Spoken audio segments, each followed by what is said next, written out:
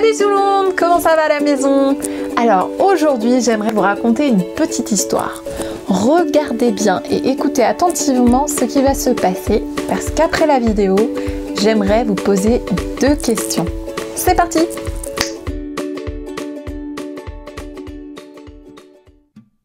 Il y a très longtemps, en Israël, la ville de Jérusalem avait été complètement détruite par de cruels ennemis.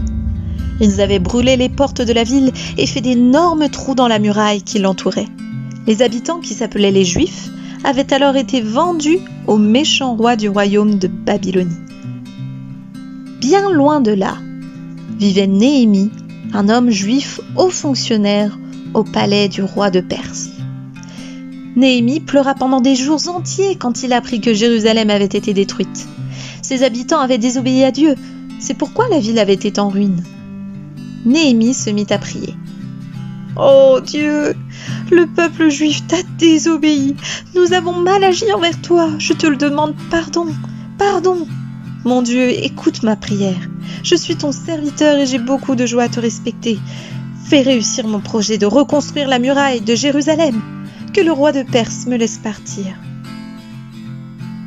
Et un jour, le roi de Perse remarqua le visage bien triste de Néhémie. « Néhémie, pourquoi es-tu si triste? Tu es malade ?» lui demanda-t-il. « Majesté, » répondit Néhémie, « des hommes méchants ont détruit Jérusalem, la ville de mes ancêtres. »« Puis-je faire quelque chose pour toi ?» lui proposa le roi. Néhémie fit une prière à Dieu et répondit.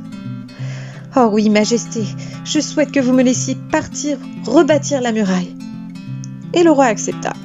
Il écrivit même des lettres pour qu'on laissât Néhémie traverser les différentes régions jusqu'à Jérusalem. Le chef des forêts royales reçut aussi un courrier. Il avait ordre de donner à Néhémie tout le bois dont il avait besoin. Néhémie parcourut des kilomètres à dos d'âne et traversa même des déserts et des fleuves avant d'arriver enfin à Jérusalem. Quelle catastrophe! Les murs autour de la ville avaient des trous partout et le bois des portes avait tellement brûlé qu'il ne formait plus qu'un tas de cendres. Néhémie rassembla les chefs juifs. « Regardez dans quelle misère nous nous trouvons! La ville est détruite! Mais Dieu est avec nous et nous allons reconstruire la muraille. » Les Juifs avaient maintenant quelqu'un pour les diriger. Pleins de courage, ils allaient réaliser ce projet. Néhémie organisa les travaux. Il nomma chaque famille d'habitants responsable d'une partie d'un mur. Les ouvriers travaillaient avec ardeur, dès le lever du soleil jusqu'à l'apparition des premières étoiles. Cela ne plut pas du tout à Sanballat, un des chefs des ennemis, et à son ami Tobia. Ils se moquèrent de Néhémie et des Juifs. « Bande de bons à rien. Vous pouvez toujours le refaire, votre mur. Même un renard pourra le renverser. » Néhémie pria à nouveau. Aussi, les hommes et les femmes qui travaillaient furent remplis d'une si grande joie que le travail avança rapidement. Les murs étaient déjà réparés jusqu'à mi-hauteur. Tout le monde était très très heureux. Tout le monde. Sauf Sanballat et Tobia, bien sûr. Ils décidèrent de tout faire pour empêcher la reconstruction de la muraille et appelèrent leur ami Geshem. « Nous ne pouvons pas les laisser continuer comme ça. Nous allons les attaquer, il ne restera plus rien de leur mur. » Les Juifs furent très peur et Néhémie pria à Dieu de les protéger. « N'ayez pas peur d'eux, leur lança-t-il. Rappelez-vous que notre Dieu est grand et puissant. » Et Néhémie plaça des gardes pour surveiller les murs jour et nuit. Ils étaient armés d'épées, d'arcs et de lances. Même les habitants tenaient une arme dans leurs mains et de l'autre ils travaillaient. Les ennemis ne purent rien faire. Après 52 jours de travail, les murs de la ville furent réparés. Il ne restait plus que des battants des portes à poser. Sanballat, Tobia et Geshem réunirent leurs amis. « Nous allons tendre un piège à Néhémie. Nous allons l'inviter à une réunion importante dans la vallée et là nous le ferons prisonnier. » Mais Néhémie n'était pas bête. « J'ai trop de travail ici, je ne peux pas laisser mes ouvriers tout seuls, » leur répondit-il. C'en était trop pour le méchant Sanballat.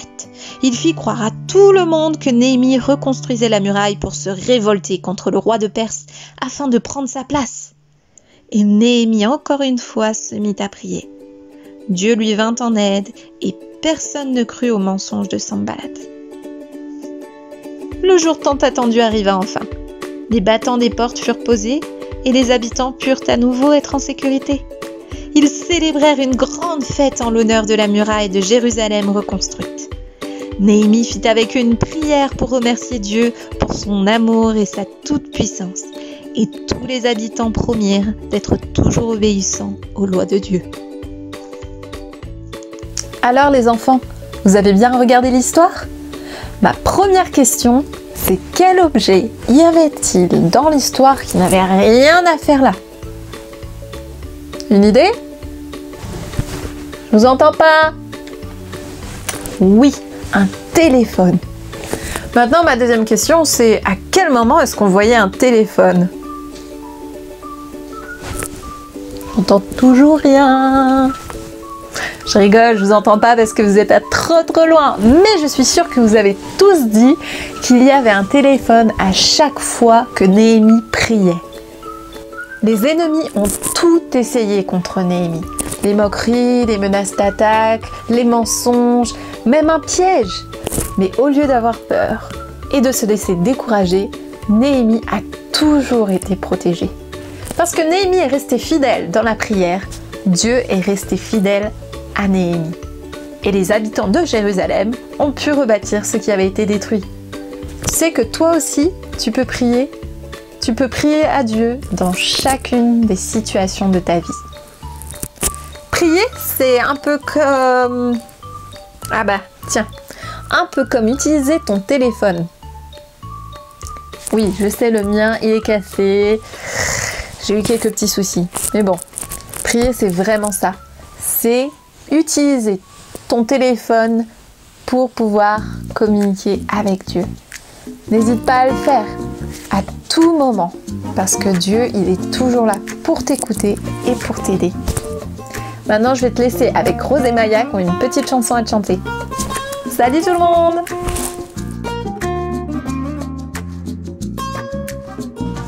Néhémie a rebâti ce que ses ennemis avaient détruit. Quand il était attaqué, il se mettait à prier et ça marchait. Dieu est toujours fidèle au moment où tu l'appelles. Il est là, quel que soit ton combat. Il te tient dans sa main, te protège et te soutient. Il dirige chacun de tes pas. Dieu est toujours fidèle au moment où tu l'appelles. Il est là, quel que soit ton combat. Il te tient dans sa main, te protège et te soutient. Il dirige chacun de tes pas.